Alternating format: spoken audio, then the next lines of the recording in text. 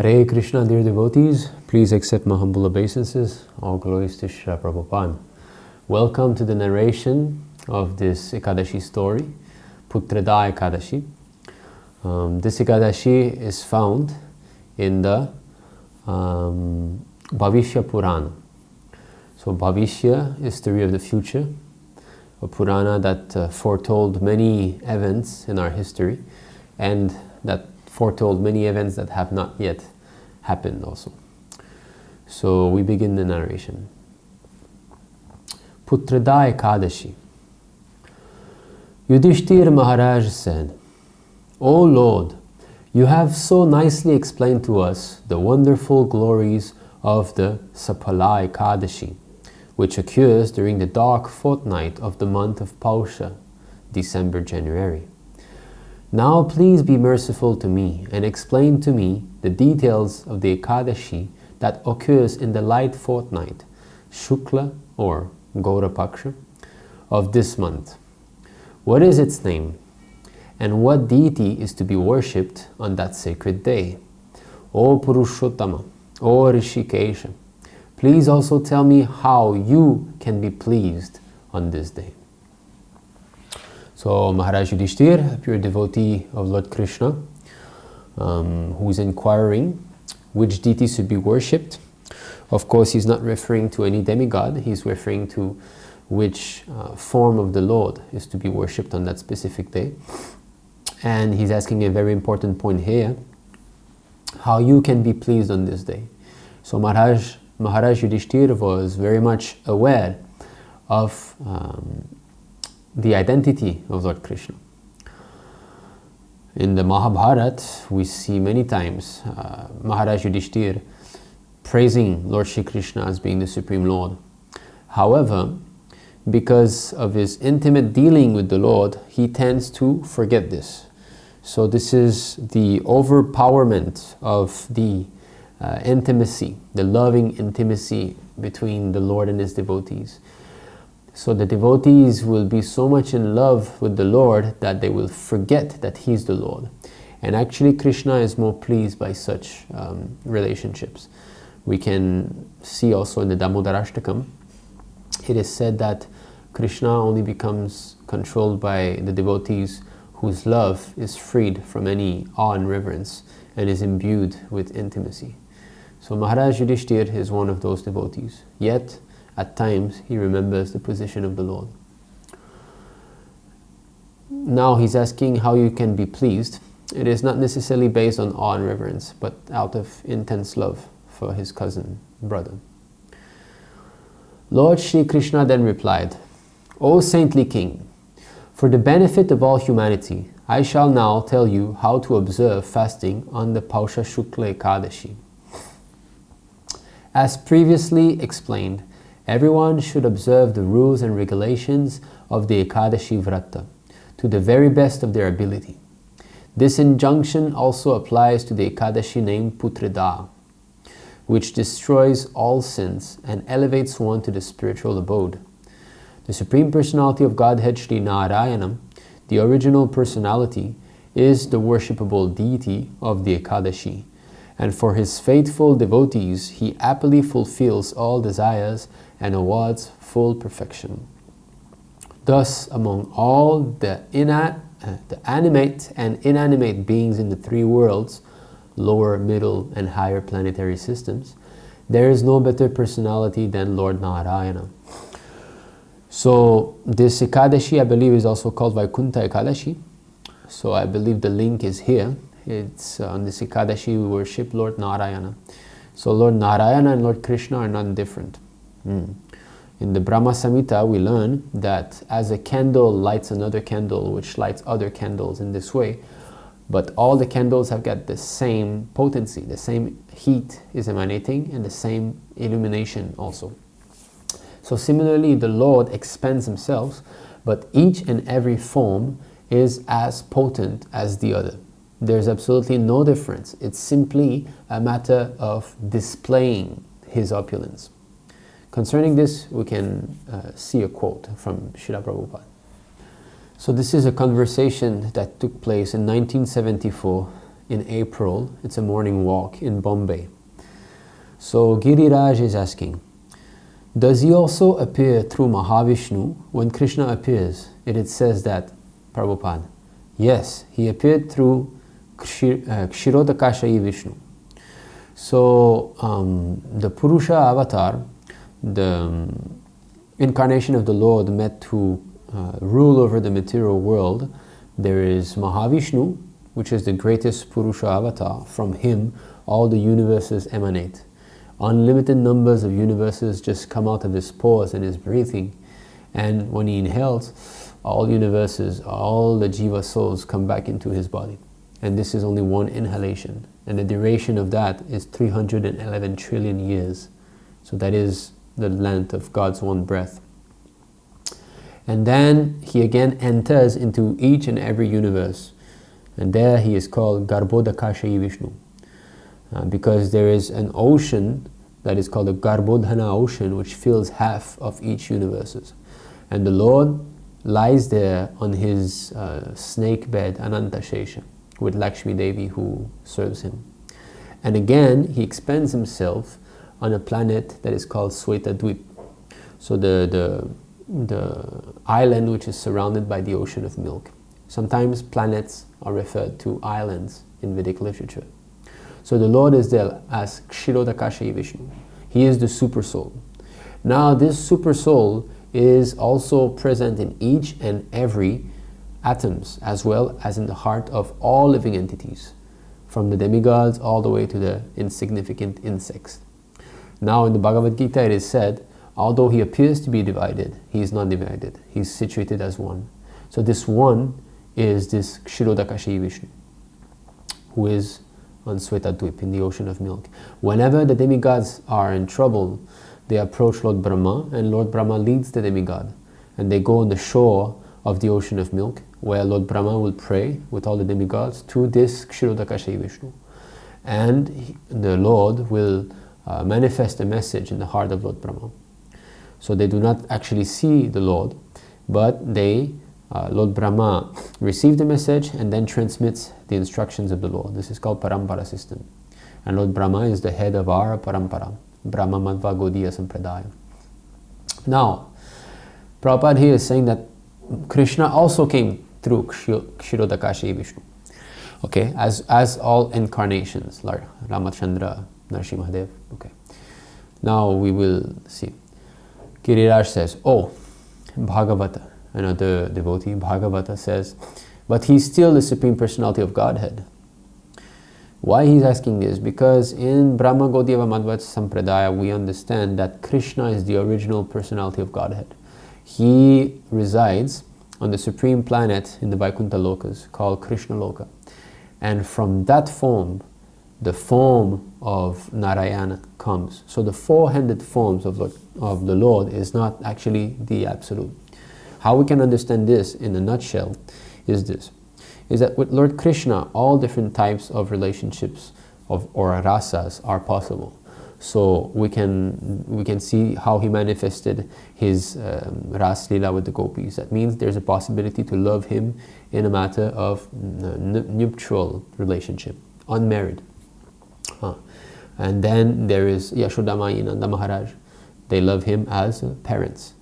And then there's the friends. So this is not possible with Narayana. Narayana's rasa is that of servitorship.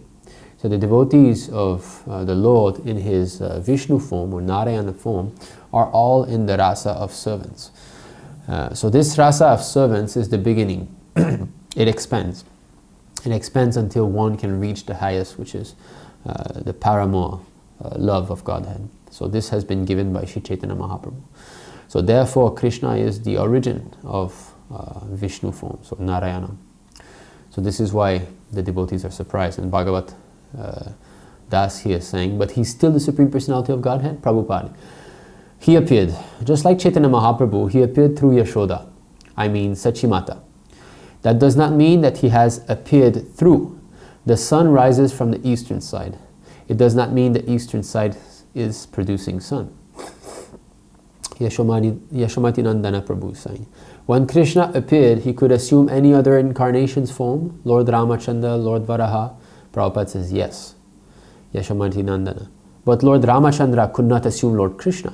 Prabhupada, no, Lord Ramachandra also can. They are all full powerful. Bhagavata, oh, Ramachandra is full opulence? Prabhupada, oh yes, but Ramachandra's full opulence was not exhibited. There was no necessity. But it is not that he could not. Yes. Giriraj. So at the end of the Krishna book, when Krishna and Arjuna visit Lord Vishnu, and Vishnu calls them incarnations of himself, that is because Krishna appeared through Kshirodakashi Vishnu? Prabhupada, yes. This is Achintya Bheda Bheda, simultaneously one and different. So we can see all the incarnations of the Lord are equally potent. So although we say he appears from him, he appears from him, they are all equally potent. So how the distinction is made is how much the Lord is displaying his opulence. And that was fully displayed in the person of Krishna. Krishna accepted 16,108 wives. No other incarnation has done that. And this is the opulence of the Supreme Lord. That's why he's the Supreme Purusha, the Supreme Male, the Supreme Enjoyer. So he has displayed. Why 16,000? 1,600 billions is not enough for him. He's an infinite. Whereas Lord Ramachandra was much more human-like. He accepted only one wife. He did not, he had to build a bridge across to Lanka. Krishna, when he wanted to kill Bhamasura, he called Garuda. He went there with Satyabhama. He destroyed the entire city. He took his Sudarshan, cut off his head. He did not play around, But Lord Ramachandra seemingly struggled. Okay, let's go back to our story. So Krishna is saying here in this Ekadashi, the deity is Lord Narayana. So, O King, now I shall narrate to you the history of Putradā Ekādaśī, which removes all kinds of sins and makes one famous and learned. There was once a kingdom named Bhadravati, which was ruled by King Suketumān. His queen was famous Shaibya. Because he had no son, he spent a long time in anxiety, thinking, if I have no son, who will carry on my dynasty? In this way, the king meditated in a religious attitude for a very long time, thinking, where should I go? What should I do? How can I get a son? King Suketumān could find no happiness anywhere in his kingdom, even in his own palace. As soon as he was spending more and more time inside his wife's palace, gloomily thinking only of how he could get a son. So this Putradā Ekādaśī is special because it bestows a son upon those who faithfully observe it. So we will see the story now. Thus both King Suketumān and Queen Shaibya were in great distress. Even when they offered tarpanya, oblations of water to their forefathers, their mutual misery made them think that it was as undrinkable as boiling water. They thus thought that they would have no descendants to offer tarpanya to them when they died. The king and queen were especially upset to learn that their forefathers were worried that soon there would be no one to offer them tarpanya. So this is a great science that was known in Vedic culture, which is the continuation of family relationship after death. So there is this kingdom, or we can say this planet, called Pitraloka. So the Pita planet is the planet of the ancestors. Lord Krishna says in the Bhagavad Gita, those who worship the ancestors go to the ancestors. So there is this planet, and on that specific planet, as opposed to higher realms of heaven, heavenly planets, the relationship continues between the forefathers and the family members that are here on this earth. And so Shraddha, every year there's the Shraddha ceremony to offer Vishnu Prasadam to the departed souls of the ancestors. So in this way, if the ancestors fell into hell, then they would be brought to heaven. You can liberate them from a very bad condition. I read somewhere in some Purana, I cannot quote, but I read that even though, let's say, the ancestor became a dog, or he took another birth, let's say, he did not go to the Pitraloka, he's back here, or maybe even he became a demon. So this offering, I think it is a sort of ball of rice or something that you're supposed to offer. There's a specific word, you might know better if you are from India. So this offering will be transformed into something good for him in whichever life he's living at the present moment. So there was an actual example there that was saying that if he got reincarnated as a demon, that offering will come to him in the form of meat also, you see. So there's this whole thing is very subtle, you know. We cannot try to understand through our mundane logic, but it works. It is there, and it has to be done. My father, when his father passed away, he did Ekādaśī fast, and he offered the result to his father. In front, this is it's mentioned in many Ekādaśī story that we can strictly observe the fast, and then the next day we go in front of Lord Krishna, his deity form or picture, and we say, speak it out that, my dear Lord, whatever merit I have obtained, I wish to offer to such and such person. So my father did that, and actually his father came into his dream and he thanked him so much. And my father could understand that he was in hell. My grandfather was a meat eater. You know, he was drinking also alcohol and all. So he liberated him from hell, and he could understand that from the dream. So I'm sorry, I still have a cold, and it's winter time here, and Chinese houses are not well isolated. Okay, please forgive me. So that's it. So this is a subtle science that we should all understand, but one who surrenders to the Lord, one who devotes his entire life for preaching this Krishna consciousness, does not to endeavor separately to do these things. But for one who is you know, at home, a good grihasta who works and gives donations to the temple from time to time, he can do that also. He can offer his amassed pious credit or devotional activity, which is real piety, to the departed ancestors. So here, both king and queen are thinking, well, you know, our dynasty will stop here. Nobody will be there to offer Shraddha to us. So they were in great lamentation. Plus, they knew their forefathers were worried. What does that mean? That means somehow or other they got a message. Maybe sometimes it is through, you know, priests, brāhmaṇas that are there, and they are saying, yes, your forefathers are now lamenting. So many ways to contact with them. This science has been lost. After learning of their forefathers' unhappiness, the king and queen became more and more miserable, and neither ministers, nor friends, nor even loved ones could cheer them up. To the king, his elephants and horses and infantry were no solace, and at last he became practically inert and helpless. The king thought, it is said that without a son, marriage is wasted. Indeed, for a family man with no son, both his heart and his splendid house remain vacant and miserable. Bereft of a son, a man cannot liquidate the debts that he owes his forefathers, the demigods, and to other human beings. Therefore, every married man should endeavor to beget a son. Thus he will become famous within this world and at last attain the auspicious celestial realms. A son is proof of the pious activities a man performed in his past 100 lifetimes. And such a person achieves a long duration of life in this world, along with good health and great wealth. Possessing sons and grandsons in this lifetime proves that one has worshipped Lord Vishnu, the Supreme Personality of Godhead, in the past.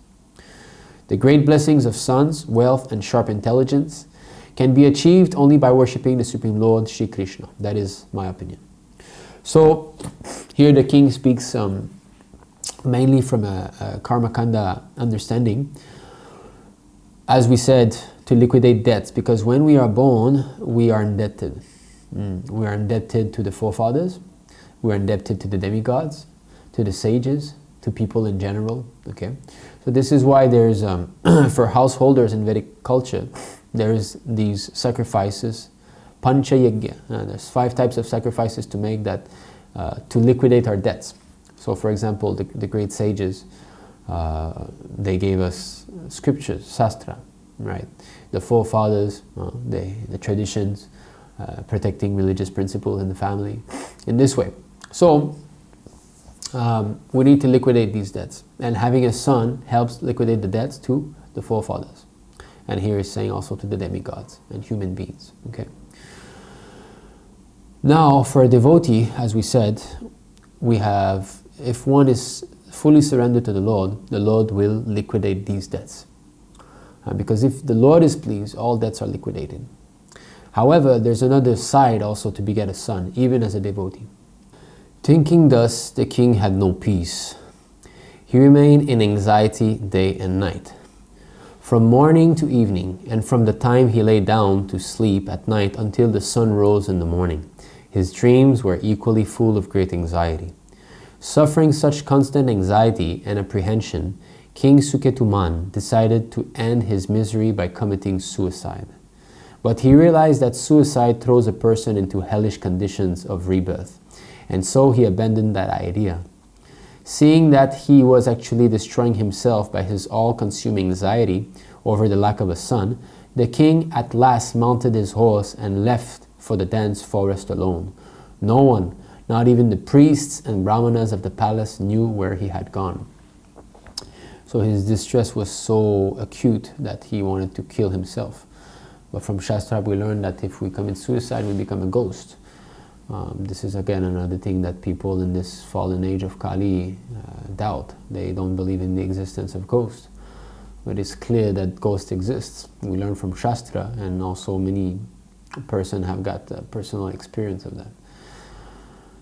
So he decided to just leave the kingdom, and he rode on his horse. In that forest, which was filled with deer and birds and other animals, King Suketumān wandered aimlessly, noting all the different kinds of trees and shrubs, such as the fig, bell fruit, date palm, jackfruit, bakula, saptaparnya, tinduka, and tilaka, as well as the shala, tala, tamala, sarala, hingota, arjuna, labhera, bahedha, sallaki, karunda, patala, khaira, shaka, and palasha trees. All were beautifully decorated with fruits and flowers. He saw deer, tigers, wild boar, lions, monkeys, snakes, huge bull elephants in a rut, cow elephants with their calves, and 4-tusked elephants with their mates close by. 4-tusked elephants. We do not see this anymore. There were cows, jackals, rabbits, leopards, and hippopotamuses. Beholding all these animals accompanied by their mates and offsprings, the king remembered his own menagerie, especially his palace elephants, and became so sad that he absent-mindedly wandered into their very midst. Suddenly, the king heard a jackal howl in the distance. Startled, he began wandering about, looking around in all directions. Soon it was midday, and the king started to tire. He was tormented by hunger and thirst also. He thought, what sinful deed could possibly have done so that I am now forced to suffer like this, with my throat parched and burning, and my stomach empty and rumbling? I have pleased the devas, demigods, with numerous fire sacrifices and abundant devotional worship. So demigod worship is essential in Vedic culture. Krishna says in Bhagavad Gita that if we only take the gifts to the demigod without giving it back to them, we are thieves. We get sunlight from Suryadev, we get water, we get air, Vayu, so rain, Indra. So the different universal departments are not happening automatically. This automatic nonsense of the atheist class of men that are promoting this complete foolishness. A nonsense child, a foolish child who's unintelligent, just turns on the tap and thinks that it is just like this. You know, when you turn on tap, water comes. There's no cause. It's just like that. And similarly, when they see the rain is coming, well, it's just like this. Condensations, heat, that's all right. If you know how it is done, then do it. Evaporate water from the ocean so that the salt remains in the ocean and you have crystal clear water rising up in the sky.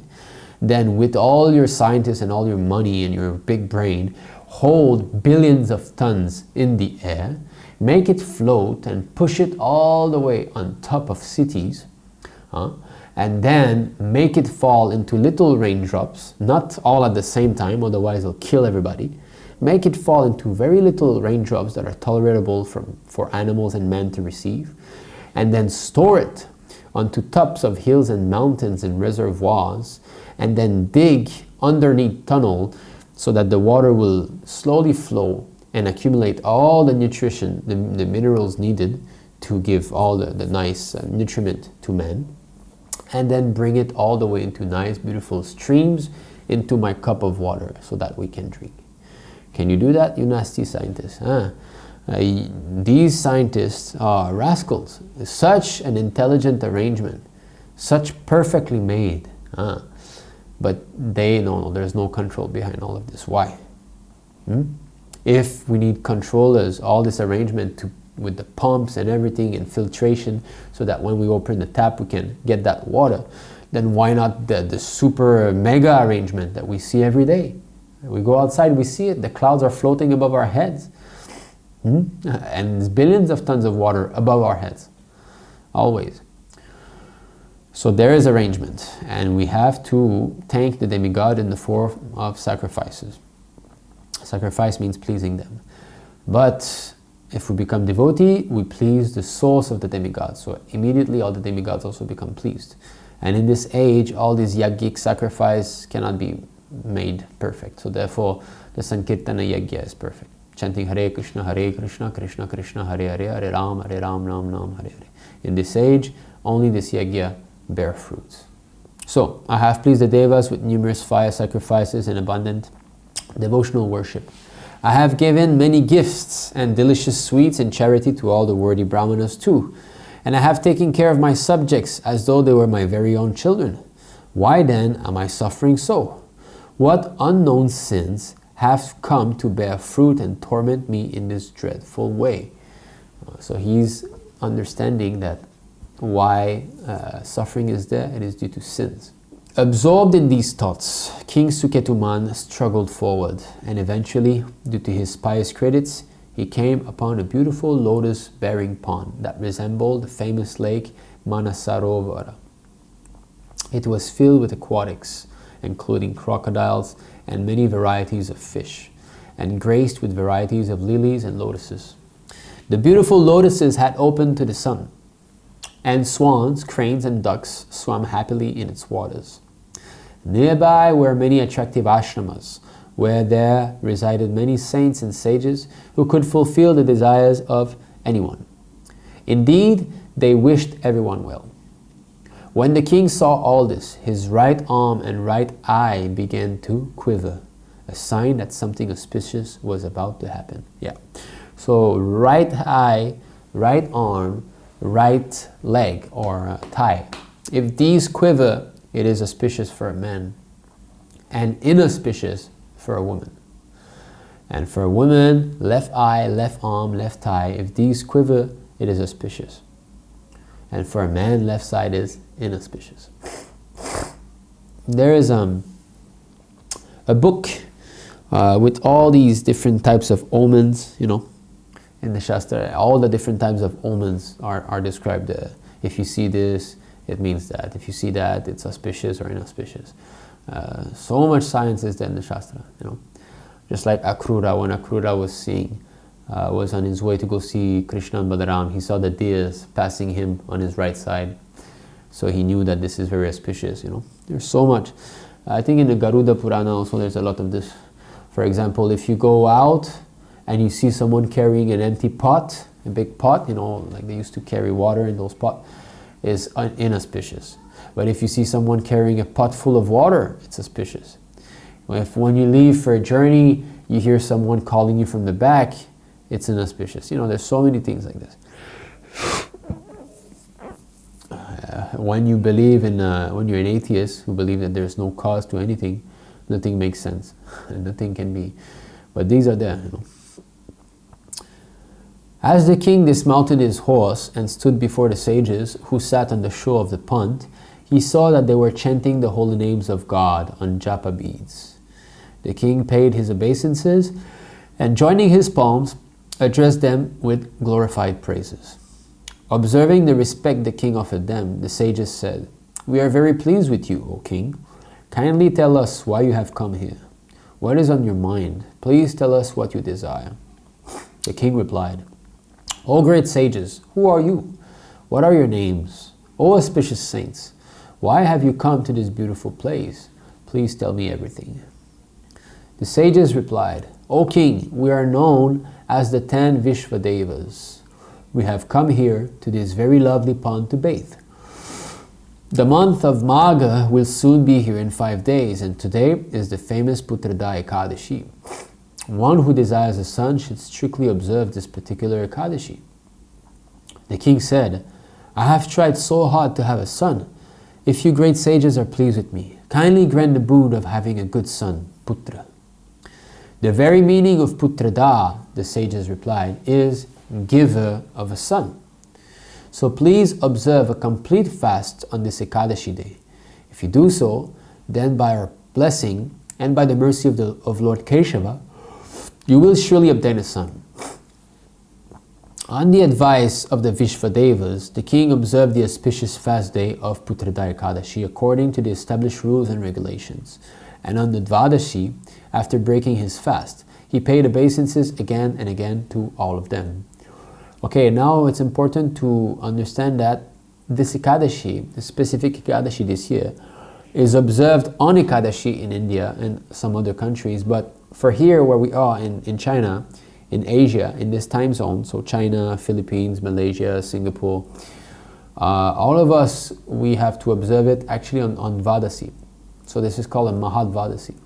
So this Mahadvadasi, I'm not so sure if the Mahadvadasi and the fact that we observe Ekadashi on this day are linked, that name, but I know that for us, it's on Dvadasi that we observe fasting. So all this has to do with the Tithi. Tithi is the transition between one day and another according to the lunar calendar, not solar calendar. So, yes. So then, breaking his fast, he paid obeisances again and again to all of them. So he did the Kadashi fast properly in the direction of the sages. Soon after, Suketumān returned to his palace and united with his queen. Queen Shaibya immediately became pregnant, and exactly as the Vishvadevas had predicted, a bright-faced, beautiful son was born to them. In due course of time, he became famous as an heroic prince, and the king gladly pleased his noble son by making him his successor. The son of Suketumān took care of his subjects very conscientiously, just as if they were his own children. In conclusion, O Yudhishthira, one who wishes to fulfill his desires should strictly observe Putradā Ekādaśī. While on this planet, one who strictly observes this Ekadashi will surely obtain a son, and after death he will achieve liberation. Anyone who even reads or hears the glories of Putradā Ekādaśī obtains the merit earned by performing a horse sacrifice. It is to benefit all humanity that I have explained all this to you. Thus ends the Vrajavasi narration of the glories of Pausa Shukla Ekadashi or Putradā Ekādaśī from the Bhaviṣya Purāṇa of Veda Vyasadev. So here there's a list of the 10 Vishvadevas, so the 10 sages that were there. So the sons of Vishva: Vasu, Satya, Kratu, Daksha, Kala, Kama, Dhriti, Purarava, Madhrava, and Kuru. So these were the 10 sages. Okay, so Srila Prabhupada also expressed his desire that his disciples beget more male child. I believe this has to do with the fact that male children, first of all, according to Vedic scripture, Vedic society, brahmachari is there for boys, not for girls. There's no such thing as brahmacharini. Although sometimes the term was used in ISKCON, Prabhupada said it, there's no such thing as brahmacharini. So here's a letter in 1968 in Montreal, 8th of August, where Prabhupada uses the word brahmacharini. It's a letter to Satsvarupa. That the brahmacharini ashram is a good success is very good news, but the best thing would be if the grown-up brahmacharinis get married. According to Vedic culture, a woman is never to remain independent. I shall be glad if the brahmacharinis can have nice husbands and live as grihastas. So you see, Prabhupada is using the term, maybe the term arose somewhere, maybe one of the disciples invented that, and Prabhupada is using it. This is 1968. Prabhupada understood very well the mood of Western women.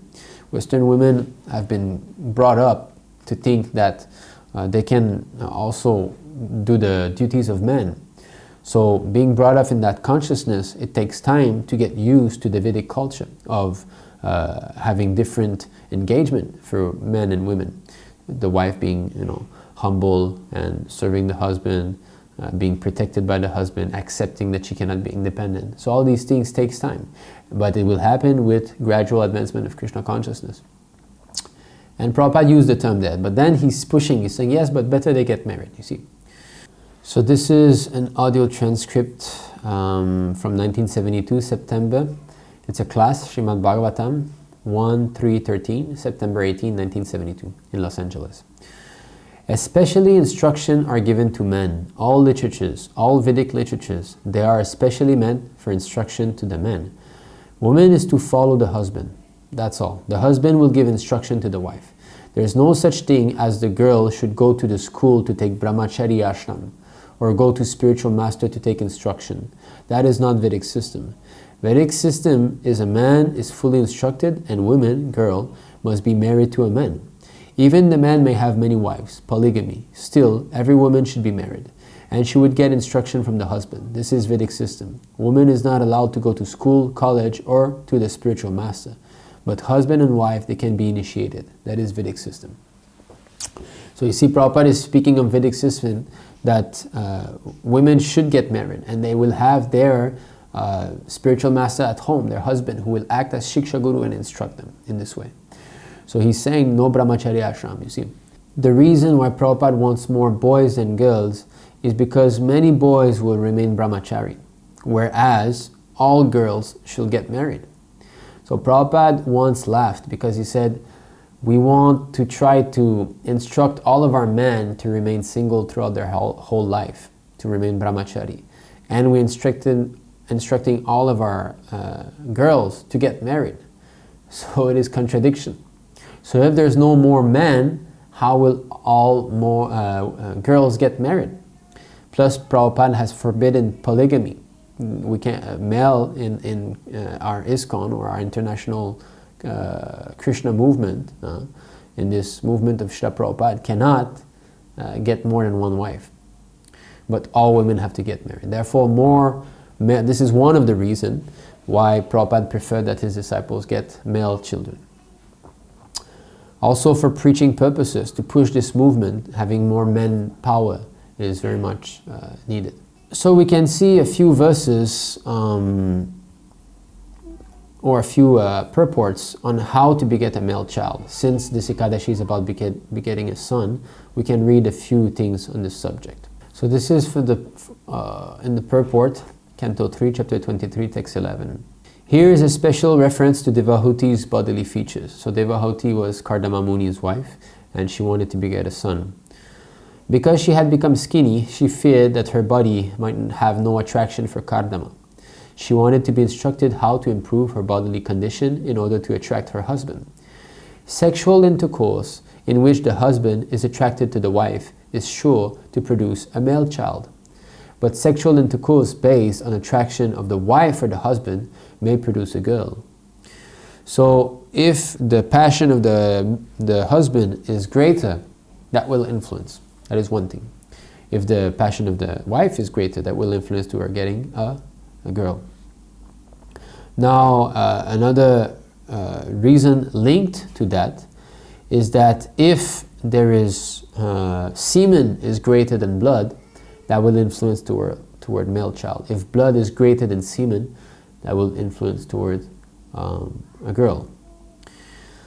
Now here, and that is from the Garuda Purāṇa 2:32-22. If the blood is predominant at intercourse, the child will be a girl. If the semen is predominant, the child will be a boy. So that is there. Now there's a great science behind all of this. And we can take a quick look. Okay, so this is from a PDF called the Garbodhana Samskaras, the Science of Vedic Family Planning. So there is this chapter here, which is called Factors that Determine the Gender of the Child. So A, quantity of shukra, which means semen, contributed by the husband into the womb of the wife. B, odd or even day of the Ritu Kala. Ritu Kala means the period season, the period time, So from the first day that the wife begets, starts her menstruation period, in this way, we start calculating. Then there's C, the Nakshatra. So the Nakshatra, the star signs at the time of conception. And D, the Svara, meaning breathing in the left nostril for a wife and in the right nostril for the husband. Okay. So here, this is from the Manusmriti. A male child is produced by a greater quantity of male seed. A female child by the prevalence of a female secretion in greater quantity. If both are equal, then a hermaphrodite child is produced, or a boy and a girl as twins. While if both the secretions are weak or deficient in quantity, then there will be a failure of conception. In the Brihaspati Smriti, it is said, with increase of female secretion, a female child is born, while increase in male secretion or semen, male child is born. Thus, to obtain a male child, the definitive way is to increase the male secretion or semen of the man by the man consuming fatty foods and vrishya preparations. Vrishya preparation is that which increases the semen of the man. The wife should consume non-fatty foods. So we can see that before procreation in the Vedic literature, there's so much different means of preparing to beget a child. So this is for those who want to beget a male child. Of course, and the opposite, if one wants to beget female child. Now, in the Yamala Tantra, if the man is excessively attracted by sexual desire during sexual intercourse, then the semen duration ejaculation divides into two parts and results in conception of twin babies in the womb. So this is why some people are born twins. There's an excessive sexual agitation during intercourse by the husband. Now, okay, the Ritu Kala. So this is how we calculate. So the first day that the wife bleeds, gets her menstruation, this is day 1. Okay? And then from onward, we calculate 1, 2, 3, 4, 5. So it has nothing to do with the calendar or anything. You calculate like this. Okay. So this is from the Charaka Samhita. Charaka Samhita is very, very detailed when it comes to conception, giving birth, child raising, all these things. Okay. So this is Charaka Samhita, Sharirasthana 8.5. For conception of a male, the husband must approach the wife on even nights, 6, 8, 10, 12, 14, and 16, while odd for conceiving a girl child, 5, 9, 15. So we will see different, so you understand, right? So the first day that the wife starts to bleed, this is 1, 2, 3, 4, 5, 6. 6 to produce a male child, and 8, 10, 12, 14, 16, in this way. Now, all these days are different. This is from Shriya Vyasadeva. I'm not giving the quotation here because they're a bit somewhere else in the PDF, you know. The union on the 4th night gives a son who will have premature death. The union on the 5th night gives an average daughter. The 6th night, an average son. The 7th night, a childless daughter. The 8th night, a son with qualities of Ishvara, the Supreme Controller. So 8 is good. The 9th, a good daughter. 9 is good, if one wants a daughter. The 10th night, a son with qualities of Paramatma. That is good. The 11th night, a daughter who does wrong deeds. So that is not good. The 12th night, a son like Purushottama. The 13th night, a prostitute girl. That is not good. The 14th night, an austere son who has knowledge of Dharma and Atma Jnana. Very good. The 15th night, a daughter who will have comfortable life, many children, and loved by her husband. That is good. And the 16th night, a son who will love and help all living creatures. So you see, based on this, there are different days that we have to. Now, of course, you see, ultimately it comes to the Supreme Lord, and Srila Prabhupada did not start to implement all of this. He gave us something very simple to do. Before you conceive, chant 50 rounds. So that is very good. You know, if the husband and wife together, or at least the husband, chant 50 rounds, best is both, then everything will be arranged by the Lord. But since this is a science, one can still use it, but not be attached to this. Not thinking that if I do this, it will happen, because Krishna will not help, you know, so I must do it by myself. That is not devotee. Devotee means he's surrendered to the Lord. But still, because you see, when we fall sick, after all, we take some medicine, right? Or we take some precautions. When it's raining outside, we bring an umbrella. So it's not that we try to challenge the laws of material nature.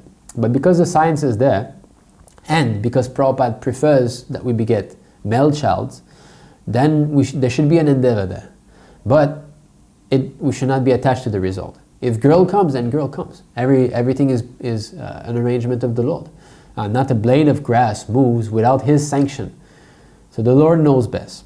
So if the Lord wants to give us a girl, then yes, she would be a devotee anyway. Ultimately, if the child becomes a devotee, that is the most important, you see.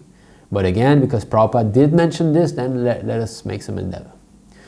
Now, so you see, so the good days, the later days are best. Okay. So for, all right. Now the nakshatra. Okay, nakshatra. So the masculine nakshatras helps, though not an absolute factor, as we will see in the next chapter. Anyway, so to conceive a male child and nisheka in a feminine nakshatra helps to conceive a female child. So the group of male nakshatras are Ashvini, Bharani, Pushya, Rohini, Mula, Ashlesha, Magha, Uttara, Falguni, Swati, Vishakha, Cheshta, Purva, Ashadha, Purva, Bhadra, and Uttara Ashadha. So you see, and the group of female nakshatras are all the opposite to this. So then there's Vara, breathing, you know, even during the intercourse, if one breathes, so maybe we can go through this fast. You see, there's a fixed periodic rhythm of breathing. Sometimes it is through the left nostril, sometimes through the right nostril, and at other times through both the nostrils. This rhythm exists as if there is a separation in the respiratory system with a thin membrane, but there's no such separating membrane. This subject matter has been discussed in detail in our, okay, never mind. Okay, it is mentioned in the Shiva Svarodaya scripture that for conception of a male child, the mother must lie down on her right side, as a result of which she will start breathing through her left nostril, and the father must lie down on the left side, so that he breathes through the right nostril. So you see, now there's different, okay, so anyway, so this is, if you would like this PDF or these verses, I can share them with you. So that's it. So anyway, all right, so since it was Putradā Ekādaśī to beget a son, we spoke a little bit on how to do so. So we hope that you have liked this story. If you are determined to get a son, then you can completely fast from food and water and engage in devotional activities whole day and pray to the Lord to bestow you with a son. And also you can apply these techniques and science when conceiving. But 50 rounds is really very important. When we conceive our son, Krishna Sudam, my wife and I both chanted 50 rounds. So we are very happy that we did it. Of course, it is an austerity. It took us about 8 hours, you know, but how often do we procreate? We try to bring a devotee into this world. Begetting children simply for sense gratification, what's the use? You know, so much headache, right? Raising children. So there's no use to all of this. But, you know, to make them devotee, because after all, Shastra says we should not become a father or mother if we cannot liberate our children. Because what's the use of bringing them again here and going through all this suffering? What, there's a COVID-infested world is a nice place to live? and then they will grow older. They will also have so many headaches with all their family members and all. So this life here is miserable, Krishna says. So therefore, if we bring them, then let's make sure it's the last time that they come here. This is love, to see our children as eternal devotees of the Lord, and to make sure that they don't come back again. That should be the motto. So thank you very much for having listened, and we hope you have enjoyed and learned something today. Thank you. Hare Krishna. Jai Shri Prabhupada.